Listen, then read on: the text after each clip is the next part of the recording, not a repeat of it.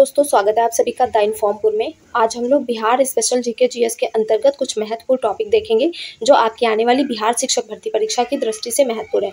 तो सबसे पहले हम देख लेते हैं इस वीडियो में हम किन किन टॉपिक पर बात करने वाले हैं। सबसे पहले हम देखेंगे बिहार का सामान्य परिचय, फिर उसके बाद बिहार की साक्षरता पर बात करेंगे, फिर देखेंगे बिहार में वनों की स्थिति क्या है, फिर उसके बाद बिहार की जनसंख्या के बारे में देखेंगे, फिर बिहार के प्रमुख विभाग व उनके मंत्री जानेंगे, उसके बाद बिहार की नदियाँ देखेंगे। तो चलिए वीडियो शुरू करते हैं।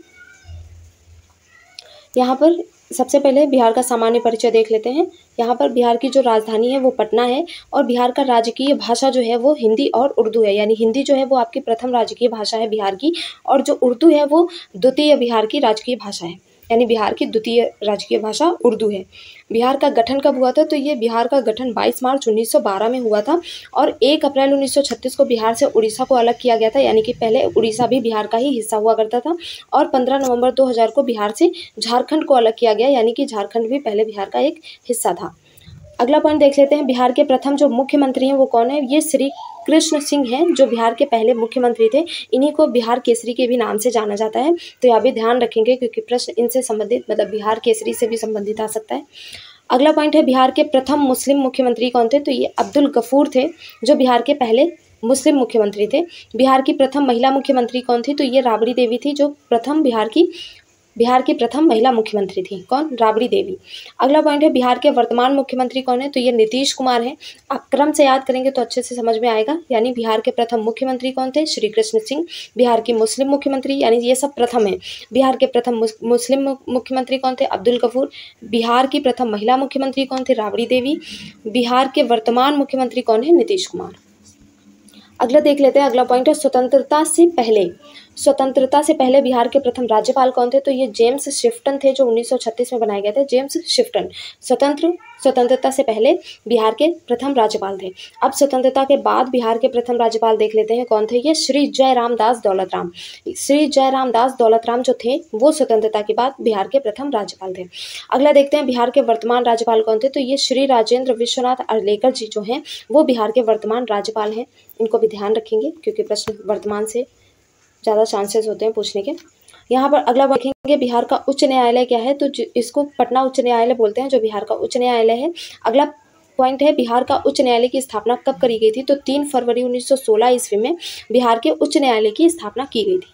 अगला पॉइंट है पटना उच्च न्यायालय के वर्तमान मुख्य न्यायाधीश कौन है? तो विनोद चंद्रन जो है वो वर्तमान पटना उच्च न्यायालय के मुख्य न्यायाधीश हैं। इससे पहले कौन थे? संजय कैरोल थे। तो कभी कभी प्रश्न ऐसे भी पूछ लेता है कि जो विनोद चंद्रन है इन्होंने किसका पदभार संभाला है? तो संजय कैरोल। ठीक है, संजय कैरोल इनसे पहले थे। तो यहाँ पर यह भी ध्यान रखेंगे कि पटना उच्च न्यायालय के वर्तमान मुख्य न्यायाधीश कौन है? तो ये विनोद चंद्रन है। ठीक, विनोद चंद्रन। अगला पॉइंट देखते हैं पटना उच्च न्यायालय के प्रथम मुख्य न्यायाधीश कौन थे? तो जो पटना उच्च न्यायालय है इसके प्रथम मुख्य न्यायाधीश थे sir Edward Maynard Des Champs Chamier. ठीक है, sir Edward Maynard Des Champs Chamier जो है वो पटना उच्च न्यायालय के प्रथम मुख्य न्यायाधीश थे। अगला पॉइंट देखते हैं भारत में क्षेत्रफल की दृष्टि से बिहार का कौन सा स्थान है? तो बिहार का स्थान क्षेत्रफल की दृष्टि से 12वां है। और यदि यहीं पर प्रश्न पूछ दे कि जनसंख्या के आधार पर बिहार का कौन सा स्थान है तो वो तीसरा होगा। ठीक है, तीसरा जनसंख्या की दृष्टि से है और क्षेत्रफल की दृष्टि से 12वां। बिहार राज्य का क्षेत्रफल कितना है? तो यहाँ पर आपका जो बिहार राज्य का क्षेत्रफल है वो कितना है? 94,163 वर्ग किलोमीटर जो है वो बिहार राज्य का क्षेत्रफल है। अगला पॉइंट है जो आपका वो है क्षेत्रफल की दृष्टि से बिहार का जो सबसे बड़ा जिला है वो कौन सा है? तो सबसे बड़ा जिला आपका पटना हो जाता है। क्षेत्रफल की दृष्टि से बिहार का सबसे छोटा जिला क्या हो जाएगा? शिवहर। ठीक है, जो आपका शिवहर है वो बिहार का क्षेत्रफल की दृष्टि से सबसे छोटा जिला है। यहाँ अगला पॉइंट देखते हैं कि जनसंख्या की दृष्टि से बिहार का सबसे बड़ा जिला क्या है? तो ये पटना हो जाएगा। यानी क्षेत्रफल की दृष्टि से और जनसंख्या की दृष्टि से सबसे बड़ा जिला कौन सा है बिहार का? तो वो पटना है। जनसंख्या की दृष्टि से बिहार का सबसे छोटा जिला कौन सा है? तो जनसंख्या की दृष्टि से शेखपुरा है और क्षेत्रफल की दृष्टि से शिवहर है। ठीक है, दोनों प्रश्न ध्यान रखेंगे। यहाँ अगला पॉइंट देखते हैं प्रमंडलों की संख्या बिहार में कितनी है? तो बिहार में प्रमंडलों की संख्या है टोटल 9। ठीक है, कौन कौन से प्रमंडल? कोसी, दरभंगा, सारण, भागलपुर, पटना, तिरहुत, मुंगेर, मगध व पूर्णिया। ठीक है, ये 9 क्या है? पटना प्रमंडल है। ये 9 जो है प्रमंडलों की संख्या है। यानी बिहार को कुल 9 प्रमंडलों में विभाजित किया गया है। ध्यान रखेंगे। यहाँ पर देखेंगे कुल अनुमंडलों की संख्या कितनी है? तो 101 अनुमंडल है। यानी प्रमंडल 9 है और अनुमंडल कितने हैं? 101। ठीक है, अगला है बिहार के लोक नृत्य कौन कौन से हैं, तो कटखोरवा, छाऊ, झिझिया, धोबिया, झरनी, कर्मा, डोमकच जो है वो बिहार के लोक नृत्य हैं। अगला पॉइंट है प्रमुख वन प्रकार क्या है बिहार का, तो बिहार में जो सर्वाधिक वन पाए जाते हैं वो कैसे होते हैं, पर्णपाती वन। ठीक है, पर्णपाती वन पाए जाते हैं बिहार में सबसे ज़्यादा। अगला देखते हैं बिहार की लोकसभा सीटें कितनी हैं, तो 40 बिहार की लोकसभा सीटें हैं और बिहार राज्य में राज्यसभा की सीटें कितनी हैं, तो 16 हैं। ठीक है, यानी लोकसभा सीटें 40, राज्यसभा सीटें 16। अगला देखते हैं बिहार की विधानसभा सीटें कितनी हैं, तो 243 हैं विधानसभा सीटें। अगला है बिहार की विधान परिषद सीटें कितनी हैं, बिहार विधान परिषद सीटें तो ये हैं 75। ठीक है, बिहार की साक्षरता कितनी है, बिहार में कुल साक्षरता प्रतिशत है 63.82%। ये कुल साक्षरता है बिहार की। बिहार में पुरुष साक्षरता का प्रतिशत कितना है, तो 73.39% पुरुष साक्षरता है। और यहीं पर बिहार की महिला साक्षरता प्रतिशत देखते हैं तो यह है 53.33%। बिहार में साक्षरता दर के मामले में बिहार का कौन सा स्थान है, तो साक्षरता दर के मामले में 28वां राज्य है बिहार। यहाँ पर अगला पॉइंट देखते हैं बिहार का सबसे अधिक साक्षरता वाला जिला कौन सा है, तो ये रोहतास है। रोहतास जिला जो है बिहार का वह ऐसा जिला है जहाँ पर सर्वाधिक साक्षरता पाई जाती है। यहाँ बिहार का सबसे अधिक पुरुष व महिला साक्षरता वाला जिला कौन सा, रोहतास। यानी जो पुरुष साक्षरता है वो बिहार में रोहतास जिले में पाई जाती है और जो महिला साक्षरता है वो भी कहीं कहीं रोहतास दिखा रहे हैं और कहीं पर मुंगेर दिया हुआ है। तो आप इसमें प्रश्न के अकॉर्डिंग जाएंगे जैसा वहाँ पर प्रश्न पूछा जाएगा। अगला पॉइंट देखते हैं बिहार में सबसे कम साक्षरता वाला जिला कौन सा है, तो ये पूर्णिया है। और बिहार का सबसे कम पुरुष साक्षरता वाला जिला भी आपका पूर्णिया है। बिहार में सबसे कम महिला साक्षरता वाला जिला कौन सा है, सहरसा है। तो ध्यान देंगे सबसे कम साक्षरता वाला जिला पूर्णिया और सबसे कम पुरुष साक्षरता वाला साक्षरता वाला जिला कौन सा है, पूर्णिया। ये दोनों ही पूर्णिया है। और बिहार में सबसे कम महिला साक्षरता वाला जिला कौन सा है, सहरसा। अब अगला टॉपिक देखते हैं बिहार में वनों की स्थिति। वनों की स्थिति जान लेते हैं क्या है बिहार में। बिहार में जो वनावरण है वो भारत वन स्थिति रिपोर्ट 2021 के अनुसार कितना है, 7380.79 वर्ग किलोमीटर है बिहार में वनावरण, जो बिहार के कुल भौगोलिक क्षेत्रफल का 7.84% है। अगला पॉइंट देखते हैं सर्वाधिक वनावरण वाला क्षेत्र कौन सा है, तो ये पश्चिम चंपारण है। पश्चिमी चंपारण यानी पश्चिमी चंपारण वह जिला है जहाँ पर बिहार का वह जिला है जहाँ पर सबसे ज़्यादा वन पाए जाते हैं। अगला पॉइंट देखते हैं बिहार में न्यूनतम वन क्षेत्र वाला जिला कौन सा है, तो ये शिवहर व शेखपुरा है जहाँ पर सबसे कम वनावरण है। ठीक है, अब बिहार की जनसंख्या के बारे में बात करेंगे। बिहार की कुल जनसंख्या कितनी है, तो ये है 10,38,04,0637। ठीक है, ये क्या है, बिहार की कुल जनसंख्या है। अगला पॉइंट देखते हैं बिहार का सर्वाधिक जनघनत्व वाला जिला कौन सा है, तो ये शिवहर है। शिवहर है जो सर्वाधिक जनसंख्या घनत्व वाला जिला है और ये सबसे छोटा जिला भी है। अगला पॉइंट है बिहार में न्यूनतम जनघनत्व वाला जिला कौन सा है, तो ये कैमूर है जो बिहार में सबसे कम जनघनत्व वाला जिला है। अगला पॉइंट है बिहार में सर्वाधिक जनसंख्या वाला जिला कौन सा है, तो ये पटना है जो बिहार में सर्वाधिक जनसंख्या वाला जिला है। यानी पटना जिला जो है उसमें बिहार में सबसे ज़्यादा वहाँ जनसंख्या पाई जाती है।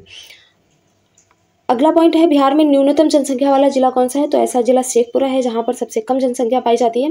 बिहार में सर्वाधिक लिंगानुपात वाला जिला गोपालगंज है जहाँ पर सबसे ज़्यादा लिंगानुपात पाया जाता है। बिहार में न्यूनतम लिंगानुपात वाला जिला मुंगेर व भागलपुर है। ठीक है, यहाँ पर न्यूनतम लिंगानुपात पाया जाता है। अगला टॉपिक जो है वो हम कवर करेंगे बिहार के प्रमुख विभाग व उनके मंत्री। बहुत इंपॉर्टेंट है, यहाँ से प्रश्न 1-2 बनते हैं। यहाँ पर पहला पॉइंट देखेंगे इसके अंतर्गत पर्यावरण वन और जलवायु परिवर्तन विभाग मंत्री कौन है, तो ये तेज प्रताप यादव हैं जो पर्यावरण वन जलवायु परिवर्तन विभाग मंत्री हैं। अगला पॉइंट है कल्याण विभाग मंत्री, जिसके अंतर्गत पिछड़ा और आर्थिक रूप से पिछड़ा वर्ग आता है। तो इसकी जो मंत्री हैं वो कौन है, अनीता देवी। इंपॉर्टेंट है, ध्यान रखेंगे। अगला जो पॉइंट है वो है शिक्षा विभाग मंत्री कौन है, तो ये चंद्रशेखर जी हैं जो शिक्षा विभाग मंत्री हैं। जन स्वास्थ्य विभाग मंत्री कौन है, ललित यादव हैं। पर्यटन विभाग मंत्री कौन है, कुमार सर्वजीत हैं जो पर्यटन विभाग मंत्री हैं। कृषि विभाग मंत्री कौन है, सुधाकर सिंह हैं। श्रम संसाधन विभाग मंत्री कौन है, सुरेंद्र राम हैं। आपदा प्रबंधन विभाग मंत्री कौन है, तो जो आपदा प्रबंधन विभाग मंत्री हैं ये कौन है, मोहम्मद शहनवाज आलम हैं।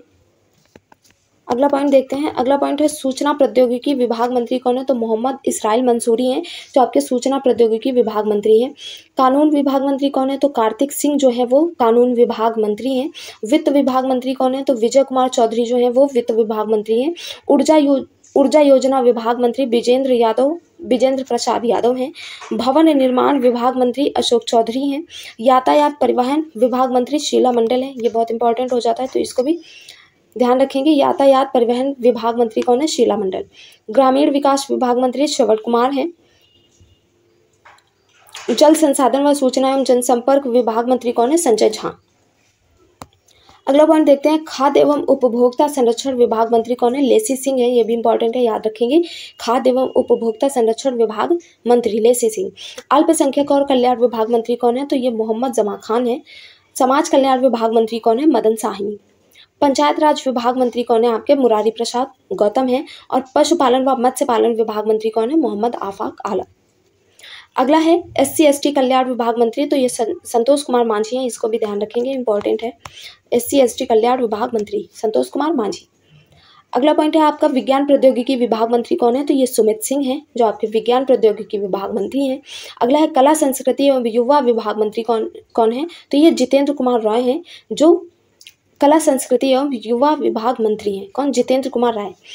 अगला पॉइंट है बिहार का सबसे उत्तरी जिला कौन सा है? तो ये पश्चिमी चंपारण है, जो आपके सबसे पश्चिम में पड़ता है बिहार का।